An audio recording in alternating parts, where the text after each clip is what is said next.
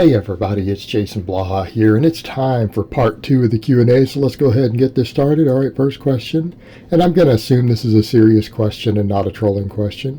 Hi Coach, what are your thoughts on chocolate whole milk? Is it as good as white milk?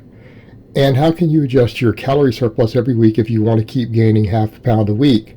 What I mean is, how many calories should I add every week to keep gaining weight at the same rate? And again, the first one, I hope it's not trolling. I don't advocate people consume refined sugars at all. So just a heads up, I'm pretty anti-refined sugar. I'm not saying as a one-off treat.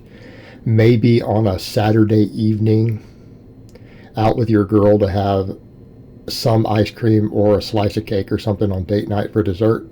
Outside of maybe once a week like that, I don't think people should eat refined sugar at all.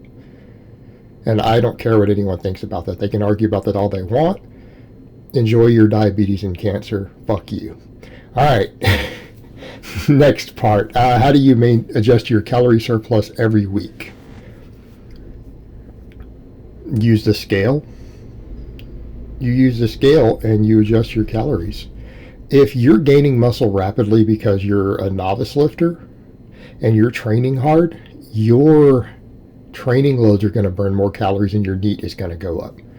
It's not uncommon for some of my novice lifters, and what I consider novice, I mean, a perfect example would have been someone like the client Mikey, who everyone saw, and he's not the only guy like that. I have some really skinny guys who struggle to gain, who are on over 3,000 calories, who are still underweight, and they're training and they're tracking.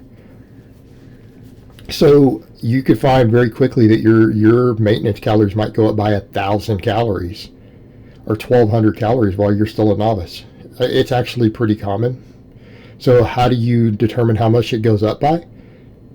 By checking the scale, weighing yourself every day consistently. Step on the scale first thing in the morning at the same time and see how your weight fluctuates. And if your weight gain stalls, you need to add 200 or 300 calories.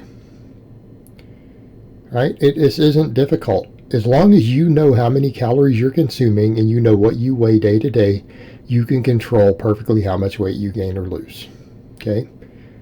Now, it doesn't mean you need to make dramatic changes when you're cutting, because those stalls are oftentimes water retention. But if you know you've been losing weight at a certain deficit for a while and then it stops, just keep it there for a bit. And if it's stuck for over a week, then maybe reduce it slightly. Like if you go 10 days with no reduction in scale weight, no swoosh, you might want to cut a couple hundred more calories out. Not a big deal. But the same thing when we're bulking, right? Same thing when we're bulking. Let's say you're at 165 pounds and you've been consuming 3,200 calories and you've been gaining a half a pound a week. And then you get up to where you're, 167 and it sticks for an entire week and you don't see any scale increase. Well, add 200 calories, problem solved. It's not complicated. Bump your calories up a little bit every time the weight stalls for more than a week if you're trying to gain weight at a certain rate. And you can control perfectly. You could gain weight at a rate that is unhealthy and largely body fat if you wanted using the same method. If you just said, I want to gain 1.5 pounds every week, you could just scale calories according to changes in scale weights. I wouldn't recommend you do that, but you could, and you could perfectly control it. All right, next question. Louie Simmons has said if tricep extensions hurt your elbows, it's because they're weak. Any merit to this? Well, yeah, absolutely. I agree with him on that. I agree with him on that completely. And I find this with a lot of my clients, that they have weak tendons in their elbows. For people who have tricep weaknesses. In other words, if you get a lifter who their triceps are absolutely limiting their bench press. I mean, a perfect example, I had a guy benching about 280 when I got him. Major tricep weakness. We started trying to do any sort of extensions and he started getting tendonitis immediately. So we had to reel the extensions back in, do tons of close grip pressing, and I had him do a lot of very, very high rep band press downs for his elbows until the tendonitis went away completely. Okay?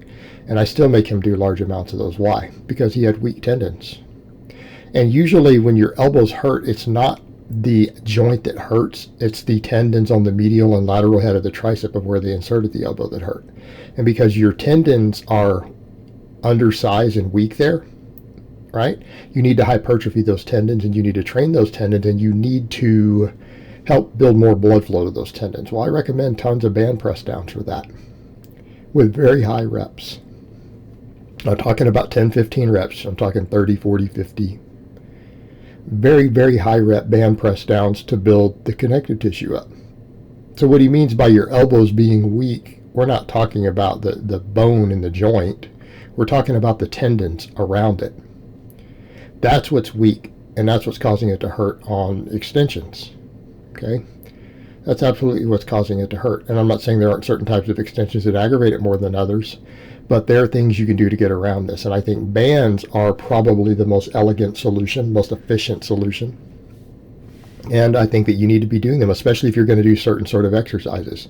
So, for example, for someone like me who does a lot of JM presses right now to bring my triceps up because I need them, I need a lot more tricep. I need to add a couple inches of meat to the back of my arms. Okay. I do a ton of the band press downs in order to strengthen the tendons. And by the way, I've not heard Louie say that. I'm assuming you're quoting him correctly, and I don't know the exact thing he said. I'm just going purely off what you've written. A lot of times people do that, and they'll say, well, this person said this, and no, that's not exactly what they said. They don't get it word for word. And people misquote me a lot like that too. So just be aware of that when you're quoting people. Like, Jason said this. I'm like, no, I never said that. Well, you said something similar.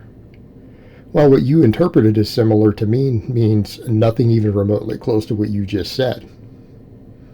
You changed entire words in my sentence. Or you omitted the 5-minute discussion and took one little clip.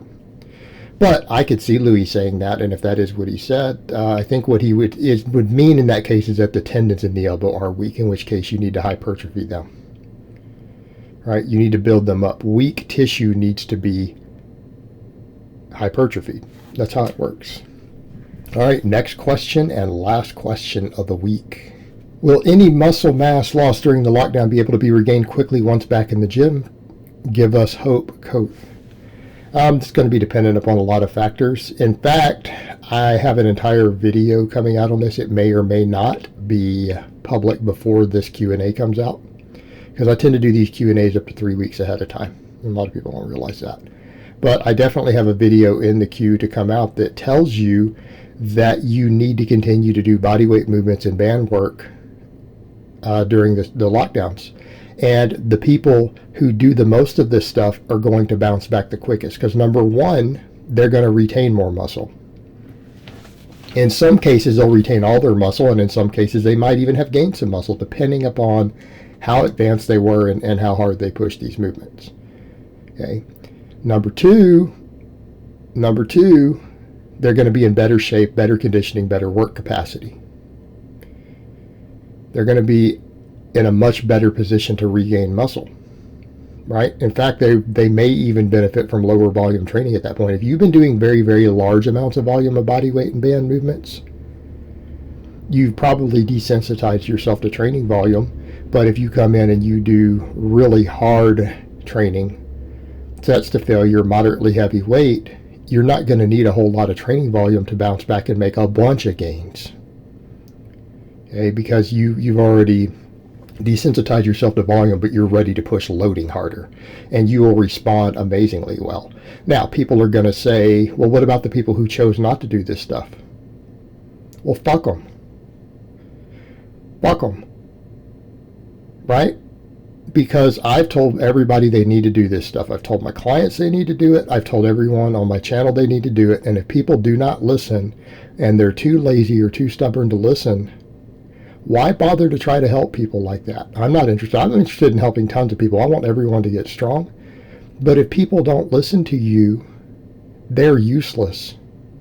Like people who can't follow the basic things that they're told they need to do to reach the goals they want to reach will never achieve anything in life, ever. They're not worth worrying about. You should treat those people like they don't even exist. They don't matter. And that's how I do it. So if I've made countless videos telling people you need to do this and they choose not to do it, I'm not interested in fixing their fuck up unless they pay me to do it. Now, they want to come pay me $250 a month to fix it, I will. I'm not fixing it for free. because they didn't listen to me the first time. Why would I waste another second of time giving them more information? They're stupid or lazy. And we don't need people like that. So, I would say the people who listened and who did the body weight stuff and the band stuff, they'll bounce back very quickly, and they won't need as much training volume as they previously needed to do it. All right, guys, well, that's really all I have to say on that today. I hope it's been informative, and I will talk to you guys next time.